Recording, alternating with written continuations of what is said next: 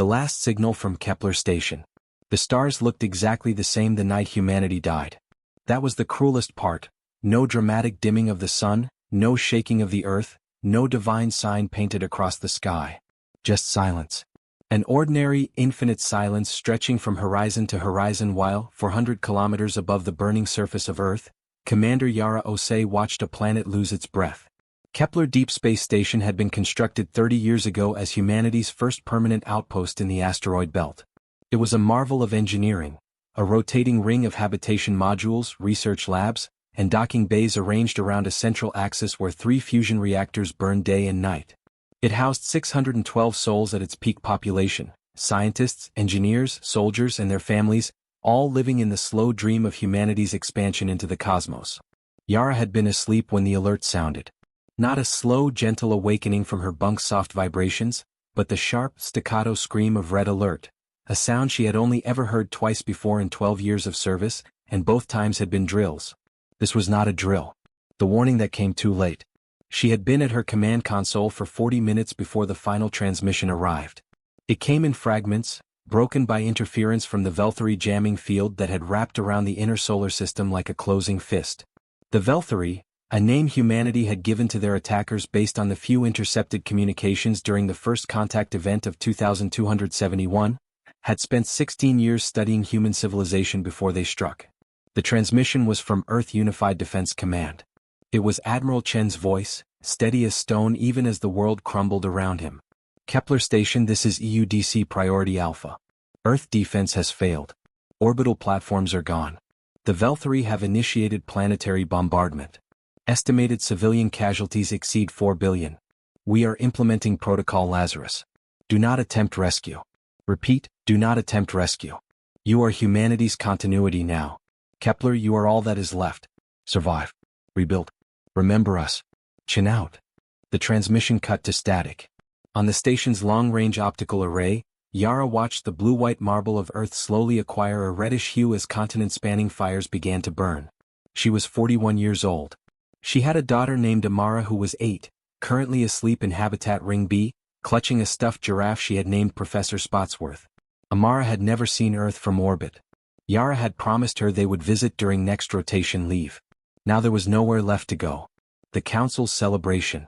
40,000 light-years away in the ancient hollow world that served as the capital of the Galactic Cooperative Council, the news arrived as it always did, bathed in the luminescent blue of a thought broadcast, shared simultaneously among the 73 species that held seats in the Great Chamber. The Velthary ambassador, a being of crystalline geometry and cold light, formally filed its report.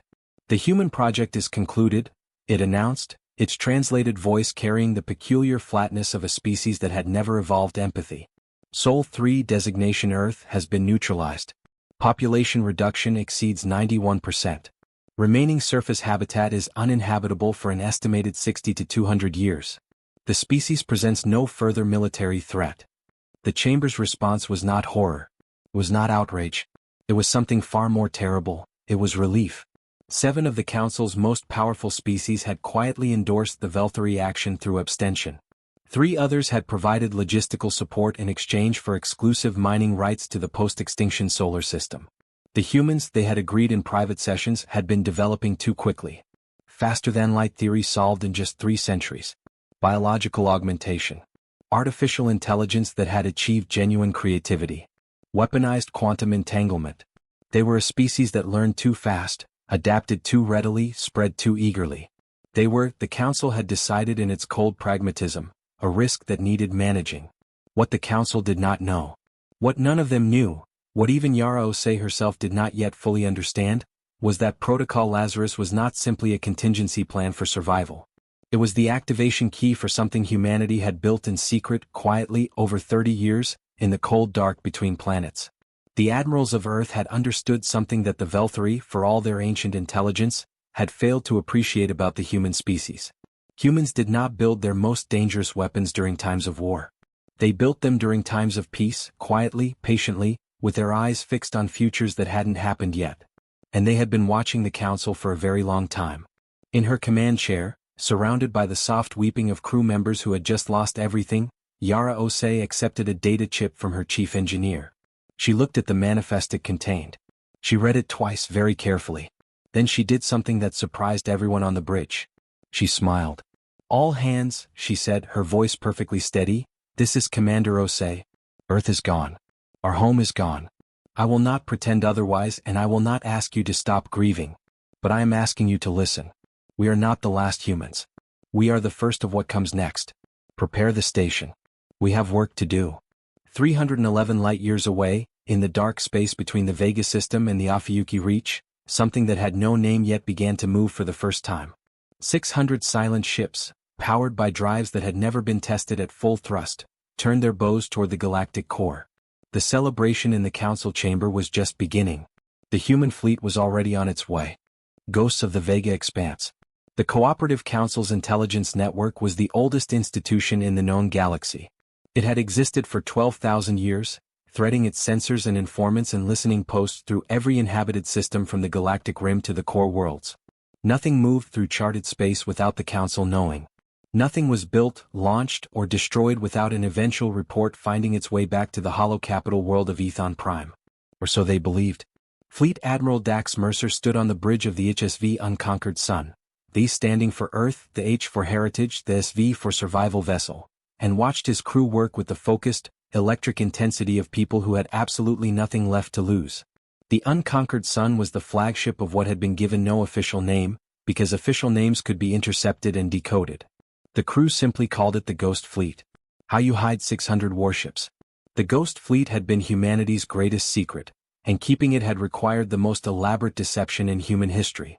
For 30 years, beginning in 2257 when the first encrypted intelligence assessments of Council behavior had reached Earth's highest military command, humanity's leadership had quietly diverted resources. Not obviously, never obviously. A mining contract in the outer belt that recorded lower yields than actual. A research station in the Vega Expanse listed as decommissioned in 2261 that was, in truth, converted into a shipyard. Materials transported in segments aboard civilian freighters, reassembled in the dark between stars. The drives that powered the Ghost Fleet were a particular triumph. Human physicists had developed them specifically to be undetectable by the sensor arrays the Council employed. Every known faster-than-light drive produced a specific quantum signature, a kind of wake in the fabric of spacetime that Council sensor networks had been calibrated to detect over millennia. Human engineers had spent 20 years developing a drive that operated on a slightly different principle, one that produced no quantum wake at all. They called it the silent drive. The Council called it impossible. It was both a beautiful insult and a profound advantage. Status? Mercer asked, not looking up from the tactical display. All 647 vessels in formation, reported Captain Lin Pham from navigation. Silent drives nominal across the fleet. We are completely invisible to any sensor array in known Council inventory. She paused. Admiral, we've received the updated intelligence packet from Kepler.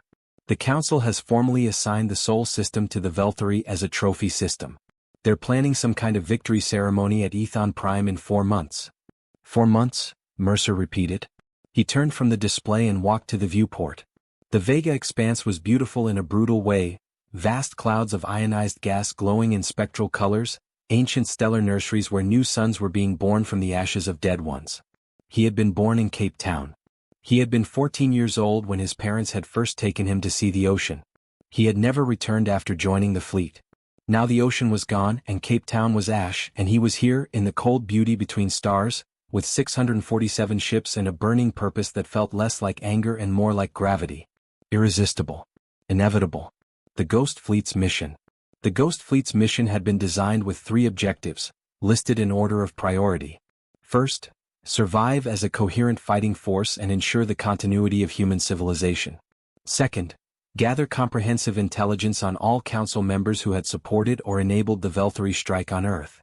Third, make certain that the galaxy understood in clear and unmistakable terms that humanity had not been defeated, had not been ended, had simply been changed. The third objective was the one that kept Mercer awake at night. Not from fear. Fear was a luxury he could no longer afford. It was the weight of responsibility. He was not planning a war of vengeance. Vengeance was a fire that consumed itself. He was planning something more surgical, more lasting. He wanted accountability. He wanted consequences proportional to crimes. And he wanted the 73 species of the Galactic Cooperative Council to look at what their silence and their convenience had cost, and to choose differently in the future. The Velthari have moved their primary fleet back to the Tharsis reaches, said Commander Yuki Tanaka, the fleet's chief intelligence officer. She was 29 years old and had lost her entire family when the bombardment hit Osaka. She had the particular stillness of someone who had processed grief so completely it had become fuel. They're not anticipating any response. Their models show zero probability of effective human military action. I know, said Mercer. I've read their assessments. They're very good assessments. Based on everything they could observe, they're correct. He turned from the viewport. They couldn't observe this. First contact, human style. The first test of the Ghost Fleet's capabilities occurred 17 days later, near the Afiyuki Way Station, a council-operated fueling and customs facility that processed approximately 11,000 ships per year. It was staffed by 400 council personnel representing 6 species, defended by a small patrol wing of 12 standard gunships, and served as a significant node in the council's intelligence network. Every ship that passed through was logged, scanned, and reported. The Ghost Fleet passed through its sensor range in complete silence. Not one alarm triggered. Not one report was filed. The 400 council personnel went about their day entirely unaware that 647 warships, each one larger than anything in the council's standard fleet doctrine, had just flowed past them like water through fog. When the fleet reached its next waypoint and Mercer reviewed the passive sensor recordings from the transit, he found himself thinking about something his grandmother had told him when he was very young. She had been a chess player of considerable skill, and she had explained the game to him like this: the most powerful piece on the board isn't the one that takes the most. It's the one your opponent never sees coming. The council had taken humanity's queen. They had assumed the game was over. They had not considered that humanity had been building an entirely different kind of piece. One they had never seen before. One that moved in the dark between stars, silent as a held breath, patient as geology, and increasingly close to the moment when it would announce itself to the galaxy in terms that could not possibly be misunderstood. Ethon Prime was 4 months away. The Ghost Fleet adjusted course. Every human aboard, every grieving, determined, brilliant, furious, carefully controlled human aboard, had something to prove. Not to themselves. To the galaxy. And the galaxy, entirely unaware, continued its ancient business, its politics and trade and territorial disputes, its comfortable assumption that the dangerous young species from Sol was safely concluded. It was, history would later record, the most expensive assumption ever made. The tribunal at Ethon Prime. Ethon Prime was a world so old it should not, by any reasonable astrophysical model, have still been habitable. Its sun was a bloated orange giant that had been artificially stabilized for 6,000 years by a network of stellar management arrays, themselves an engineering project so vast that human civilization in its entirety could have been reproduced inside the construction margin of error. The world itself was hollow, its interior carved into tier upon tier of habitation, government chambers, archives, and the ancient infrastructure of a civilization that had been building for longer than humanity had been a species. The victory ceremony for the resolution of the Sol situation was held in the Grand Chamber of Accord, a space so large that weather systems formed naturally near its upper vaults. 63 of the 73 council species had sent official delegations. The Velthari ambassador occupied the position of honored guest, its crystalline body catching the light of the chamber's 1,000 suns, artificial illumination sources designed to accommodate the visual preferences of dozens of different biological types. The ceremony begins. High Arbiter Thesonvol of the Murati, an ancient species of enormous social gravity and meticulous political instinct, was conducting the ceremony. The Murati had existed for 18,000 years and had served as council arbiters for the last 12,000 of those. Thesonvol was 340 years old, a relatively young Murati, and possessed the particular combination of political pragmatism and genuine ethical flexibility that his position required. He had not personally endorsed the action against Earth, but he had not opposed it either. The humans, he had calculated, were a manageable loss against the stability of the greater system. He was mid-sentence, in the elaborate formal language of Murati ceremonial address, describing the resolution of a potential systemic disruption to galactic cooperative harmony, when every sensor in Ethon Prime's defense network simultaneously registered the arrival of 647 unidentified vessels in high orbit. The defense network attempted to target them. The targeting systems found nothing. The vessels were physically present. Mass, radiation, heat signatures all confirmed, but the defense arrays could not lock. The ships existed in some sensor band that Ethon Prime's weapons could not resolve into a targeting solution. For 14 seconds, the Grand Chamber of Accord continued its ceremony while the defense network screamed silent alarms into systems that could not adequately respond. Then the communication request came through on every frequency simultaneously, in the trade language of the Council, in flawless Marathi ceremonial speech, and in 61 other languages spoken by every species with a delegation present. The voice of the dead. "Galactic Cooperative Council," said Fleet Admiral Dax Mercer, his voice carrying across Ethon Prime with a clarity that suggested considerable effort had been put into communication system penetration. "This is the Earth Heritage Survival Fleet. We represent the human species which you were informed 6 months ago had been resolved. I am here to clarify that the information was incomplete. Please do not attempt to engage us militarily. Your weapons cannot currently target our vessels, and we would prefer this to be a conversation rather than a demonstration." The Grand Chamber of Accord experienced something it had not experienced in its 12,000-year history: complete, total silence. Not the respectful silence of ceremony. Not the contemplative silence of decision. The silence of 63 intelligent species simultaneously recalculating everything they thought they knew. High Arbiter Thesson Vol, to his considerable credit, was the first to speak. "We are prepared to receive your delegation," he said carefully. "We appreciate that," said Mercer. "However, we will not be sending a delegation to you. You will be sending a delegation to us. Please designate representatives with full negotiating authority from each species that had formal knowledge of the Velthari action against Earth. We are transmitting shuttle approach coordinates now. You have 2 hours." Thesson Vol was 340 years old.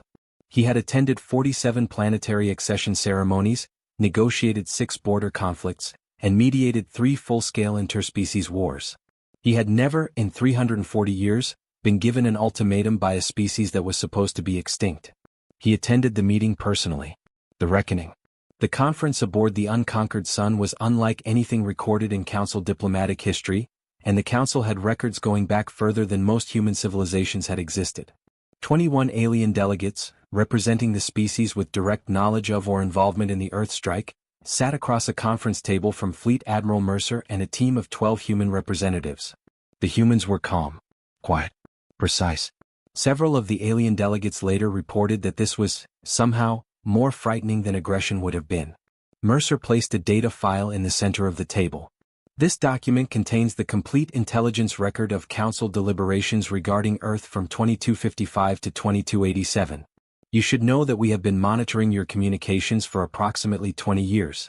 You should also know that complete copies of this record are held aboard each of our 647 ships, set to broadcast on all frequencies to every inhabited system in the galaxy if we fail to transmit a specific code within 48 hours. He let that settle for a moment. We are not here for war. We are here because 4 billion human beings were killed with the knowledge and in some cases the assistance of entities sitting at this table, and the galaxy deserves to know that. More practically, we are here because we need certain things, and you are in a position to provide them, and the alternative to a productive agreement is that we broadcast everything in that file to every inhabited system in the galaxy and let the populations of 73 species decide how they feel about what their governments authorized. One of the Velthari delegates made a rapid angular movement that translated, the interpreter noted, as an attempt to access a weapon. The weapon did not function.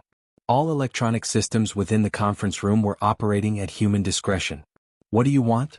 asked Thesson Vol. Mercer had spent 6 months on this answer. It was, he believed, the most important sentence he would ever speak. "We want Earth restored. We want reparations sufficient to rebuild human civilization.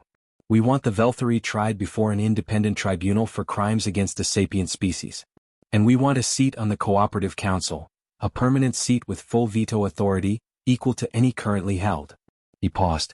"In exchange, we will provide your defensive networks with the technology that makes our ships invisible to your weapons. Call it a gesture of good faith. Think of it as proof that we want to coexist." Another pause, shorter. "We would also like an apology. A real one."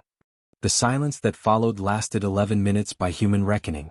It was broken not by Thesson Vol but by the delegate of the Keth, a species that had quietly abstained from the Earth vote and said nothing since, who looked across the table at Mercer with the compound eyes of a being who had lived through the rise and fall of empires, and said simply in flawless trade common, "I think we can work with that." The long way home. The restoration of Earth was not a quick process. Nothing involving the scope of planetary rehabilitation ever is. The Council, operating under terms negotiated aboard the Unconquered Sun over 4 days of intensive discussion, committed resources that had no precedent in galactic history, not because the Murati and their fellow Council members had suddenly discovered morality, but because the Ghost Fleet remained in orbit around Ethon Prime throughout the negotiations, and the mathematics of the situation were very clear. 647 ships that your weapons cannot target, operated by a species that has demonstrated both the capability and the motivation to embarrass you before the entire galaxy, is an excellent argument for reasonable terms. Commander Yara Osei was appointed the first human director of restoration operations, coordinating between the Council's restoration fleets and the surviving human population aboard Kepler Station and the 17 other small orbital habitats that had survived the Velthari bombardment. She was 42 now. Her daughter Amara was 9, and had started asking about Earth with the specific, relentless curiosity of a child who has been told something is important without being fully told why. Teaching the galaxy a lesson. The Velthari Tribunal was the first galactic trial of a species for crimes against sapient life. It was conducted at a neutral station near the Afiyuki Reach, with judges drawn from 7 species, none of which had been formally allied with either party. The proceedings took 14 months. The evidence was comprehensive, meticulously documented, and included sensor recordings, communication intercepts, and testimony from human survivors. The humans presented it all with the particular thoroughness of a species that had spent centuries developing the concept of legal due process and considered the right to a fair trial so fundamental it applied even to those who had shown them no such consideration. This last point was noted by observers across the galaxy. Many found it puzzling. Several found it admirable. The Velthari delegation found it incomprehensible. Why give us what you deny our victims? Their lead advocate demanded during a recess. The human legal observer assigned to the tribunal was a woman named Justice Amara Chen.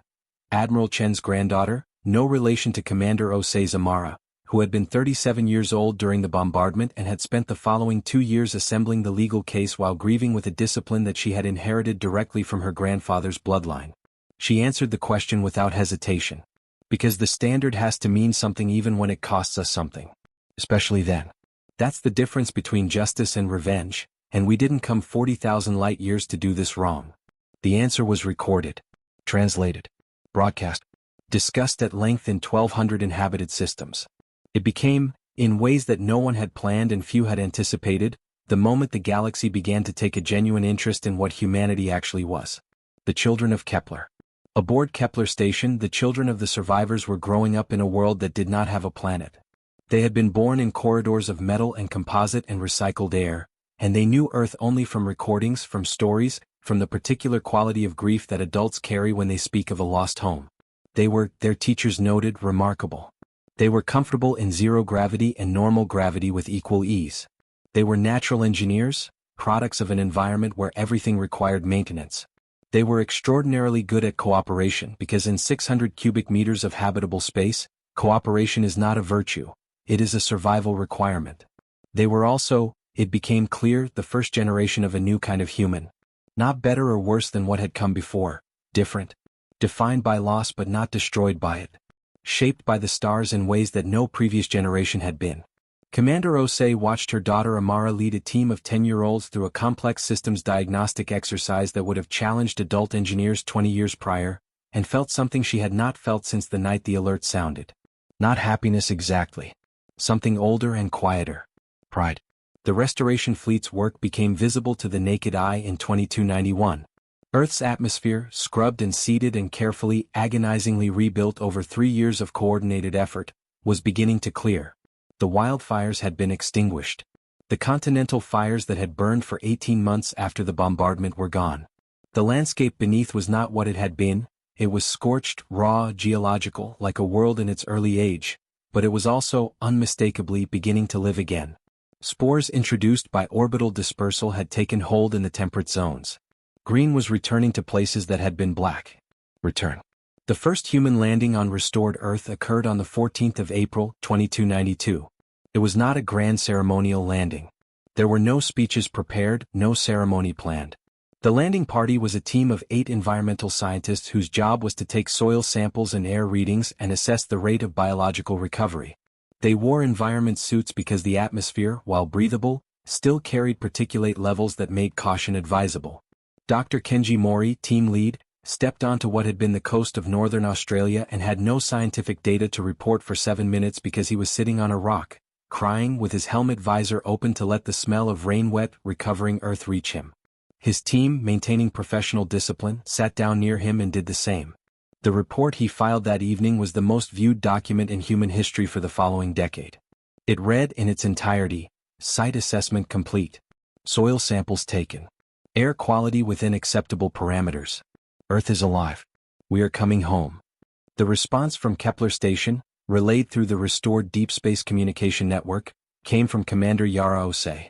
She had read the report on the bridge with her crew, and with Amara standing beside her, small and serious and 10 years old. She forwarded it without comment to every human habitat in the solar system, and then she said something over the open channel that she had not planned to say and which became the most quoted human statement of the 23rd century. We told you we had work to do. The new seat at the table. The accession ceremony for Earth's membership in the Galactic Cooperative Council was unlike any previous accession in the institution's 12,000-year history for several reasons. The first was that the incoming member's formal name, as submitted for the record, was not Humanity, or Earth Alliance, or any of the traditional formulations. It was, in the trade common legal phrasing, the people of Earth and all their outposts, living and yet to be built. Legal scholars across 14 species spent 3 years arguing about the implications of the phrase, yet to be built, and eventually decided to simply accept it, which may itself have been the wisest legal decision of the century. The second unusual element was the delegation. High Arbiter Thesson, now an old Marathi by any standard for 108 years and showing it, had expected a delegation of senior diplomats and military officers. This was how species presented themselves to the council. Their most formidable, their most accomplished, their most authoritative. The human delegation was led by a 16-year-old girl named Amara Osei, the youngest delegate in council history. She stood at 1.6 meters, dark-skinned and serious, with her mother's eyes and her own particular quality of absolute, unhurried confidence. She had been born on Kepler Station 11 months before the bombardment. She had grown up in corridors of metal and composite, been educated by survivors, learned engineering from people who kept civilization alive through ingenuity and determination, and absorbed from her earliest conscious memory the understanding that humanity was not defined by what had been lost but by what it chose to do next. She had been selected by a council of representatives from all human habitats, with Yara Osei notably absent from the vote at her own request. The selection had been unanimous. When Thesson had queried the appropriateness of sending a minor as lead delegate, the human representative who received his inquiry had replied with a precision that left no room for further discussion. She represents what we are now. The past sent the fleet. The future is making the peace. Please advise your colleagues accordingly. Amara Osei delivered the accession address in Trade Common, in Marathi ceremonial dialect, and in 3 other council languages, all of which she had learned during the transit to Ethon Prime. The address was 11 minutes long. It contained no threats, no self-aggrandizement, no dramatic narrative of suffering and survival. It was, by the accounts of observers from 30 species, the most structurally precise and rhetorically effective diplomatic statement made in the council chamber in living memory. Its final lines were translated and rebroadcast across the galaxy within hours. The address. We did not come to this chamber as victors, Amara said, standing at a podium sized for beings significantly larger than herself, which she had politely declined to have adjusted. We came here as members. The distinction matters. Victors come with terms. Members come with responsibilities. We understand the difference because we spent 10 years watching a galaxy that thought it was done with us, and we spent those same 10 years deciding who we wanted to be when we came back. You were afraid of us before. I understand why. We learn quickly. We adapt. We persist in ways that disrupt projections. We are, in the assessment of several council intelligence services whose files we have now read completely, quote, an unpredictable variable of significant concern. We would like to propose that this is not, in fact, a problem. We would like to propose that a galaxy 12,000 years old, governed by institutions 12,000 years old, following precedents 12,000 years old, might benefit from a variable. From something that doesn't fit the model. We are requesting a seat at this table not because we defeated someone, not because we survived something, but because we have contributions to make that this institution currently lacks. We have driven technology, medical innovation, legal philosophy, and something that doesn't translate easily into any language I've studied, but which we call hope, the specific, irrational, evidence-resistant belief that things can be better than they are, and that the work of making them better is worth doing even when the outcome is uncertain. She paused. In the great chamber, among delegations from 73 species, there was not a sound. "We are prepared to be useful," she said. "We are prepared to be difficult. We are prepared to ask hard questions about comfortable arrangements, and to push for answers that some of you will find inconvenient. In exchange, we offer our partnership, our technology, our ingenuity, and the specific expertise of a species that has recently learned, at significant cost, exactly how much it values life." Another pause. "All life. Not just our own." The vote. The vote on Earth's accession was not unanimous. 4 species voted against, citing procedural concerns about the precedent-setting nature of the membership terms and the extraordinary size of the human fleet. The concerns were genuine and, most observers agreed, not entirely without merit. The remaining 69 species voted in favor, several of them with what translated approximately as enthusiasm, which was extremely unusual in council voting procedures. High Arbiter Thessenvol cast the formal accession seal in his 400th year.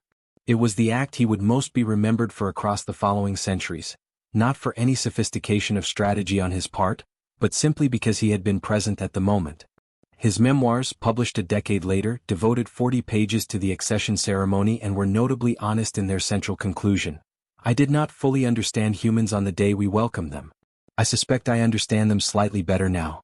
I'm not certain this is reassuring. It is, however, interesting." Earth 10 years later. On Earth, in the recovered coastal city of Accra, which had been one of the first urban centers to show substantial recovery after the bombardment, a 16-year-old boy named Kwame stood on a beach and watched the ocean move. The water was not entirely clean yet.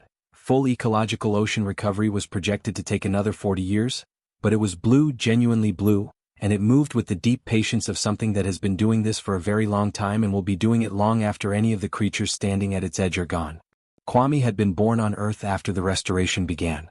He was, technically, a member of the first generation of humans to grow up on a recovering planet.